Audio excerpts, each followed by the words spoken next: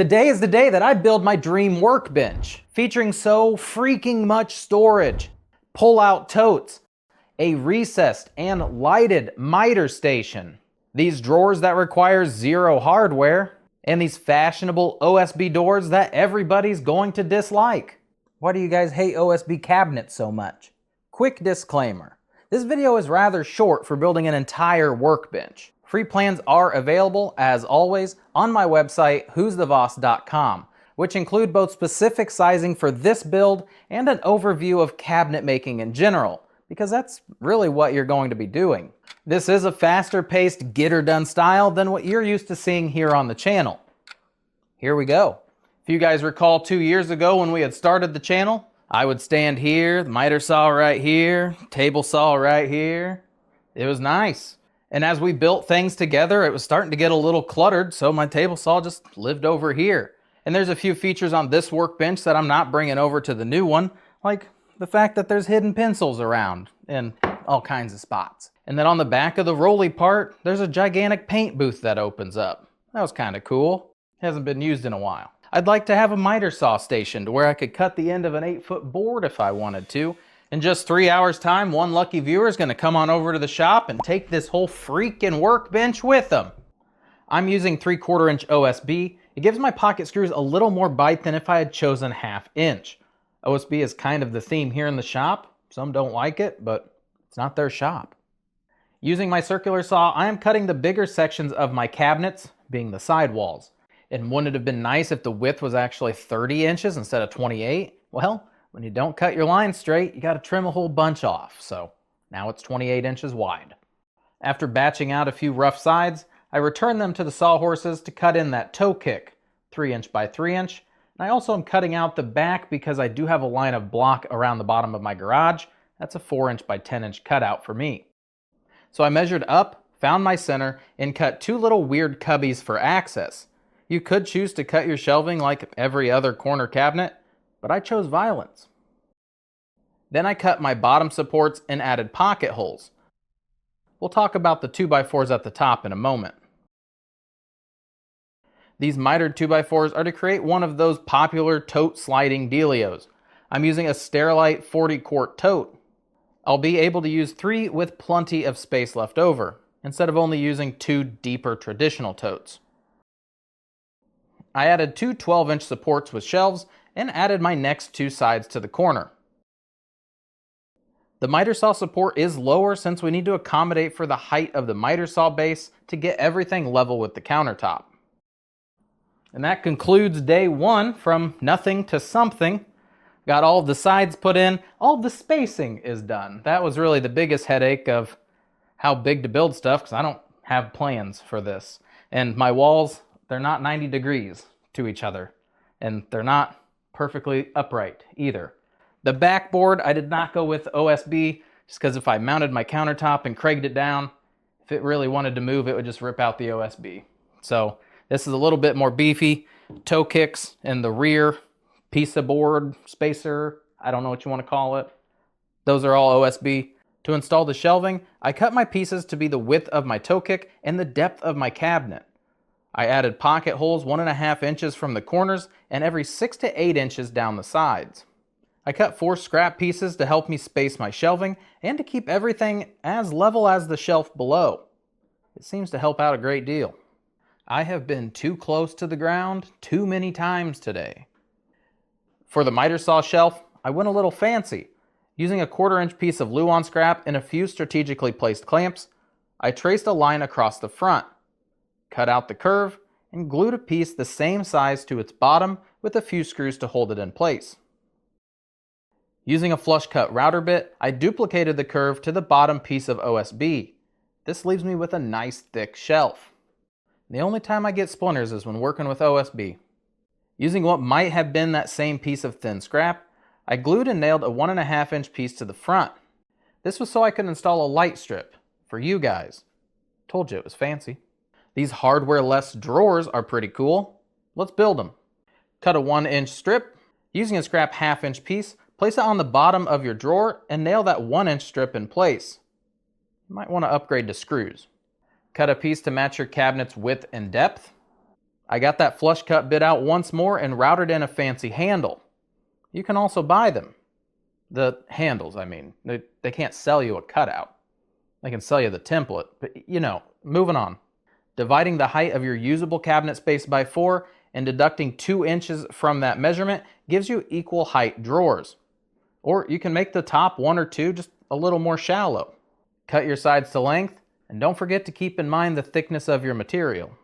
My 2 side pieces were pocket screwed into the front and back, and then my front and back were screwed down to the base. And there you have it, easy peasy drawers. Moving right along to the countertops, I bought some cheap 2x4s from the big box store. I needed 11 pieces for each top. First I ripped them down enough to remove the rounded edge from both sides. I initially glued 3 of them together at a time, since I don't have 8 gajillion long clamps. I do have an alright collection of less than 24-inch clamps though. Waiting for those to dry, I cut some 1.5-inch strips for my cabinet face. I started with my longer vertical pieces and deducted 3/4 of an inch from the shelving width for my horizontal pieces, and pocket holes will hold them together. Seriously, this isn't sponsored by Kreg. Get everything centered and nail them in place. For the top front supports, I'm using that same 2x4 method, but this time they're laying down flat. You can use an electric hand plane to flatten your initial glue ups. I mainly use this to remove the hardened glue, trying to be a little more friendly to my expensive planer. Speaking of being only 3 2x4s wide, I can still run these through my planer.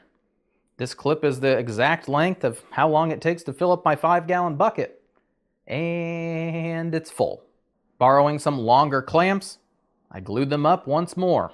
We seem to have lost audio here. It's probably for the best.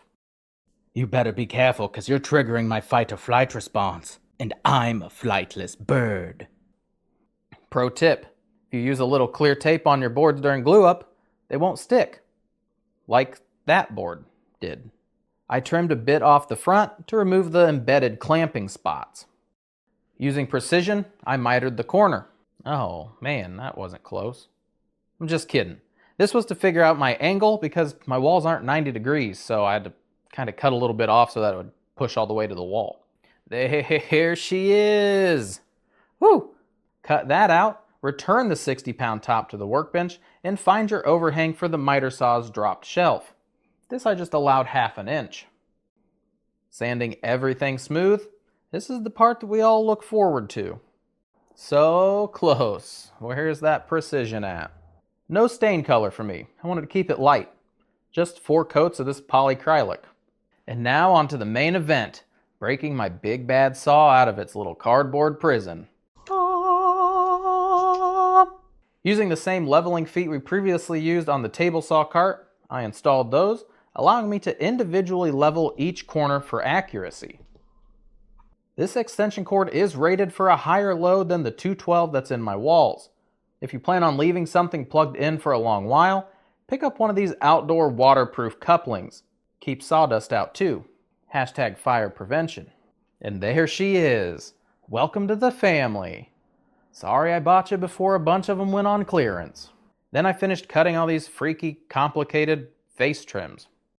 On to the doors. Cut your pieces to have a 1/4 inch overhang on all sides. I made a simple jig so that I could run my router around the interior and add a trimmed or inlaid effect. These are not high quality doors, just 1 pieces. Then I used a chamfer, who cares, bit around the outer edge. Install your hinges. And you're done. A wowzer workbench that's going to make your friends question how much you actually make yearly. This project itself cost me around $400 to $600.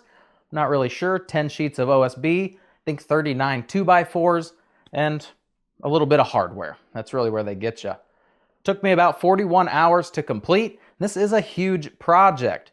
It seems as though I've reached that point in the project where I feel like I bit off a little more than I could chew. Being a big project, that means at the end, it's a better, bigger feeling of satisfaction once you get it done. Hopefully you learned a little something, picked up a tip or two, and go check out these other builds right here. Workbenches, flip top carts, table saw carts. Weekend projects, guys, free plans. Go nuts. Check the description for additional tips and links to any of the products that we'd used in today's video. Really just going to be the LED lights, and I actually bought the hardware and everything at Menards, so I'll find you a link to the LED lights. It's just a strip light, 3M tape, sticks in real nice. Before you guys start going on, you can't use pocket holes in OSB, it's not going to hold up. That's kind of how the old Workbench was built, so I trust the system. 3/4 inch OSB if you're driving it in. I use an impact drill. Just be careful. I'm getting pretty good at it. You really should drill it in some of the way. You can hand tighten it. You're going to hear it start to crack and crink and start breaking some of the OSB. So that's when you stop. You don't want to drive it until it stops because it's just going to snap all apart. There's 2 chickens because it's close to Easter, and that's when you buy it. I don't know how to get out of this sentence. Ha! You guys don't even have names. His name was the chicken. What's your name?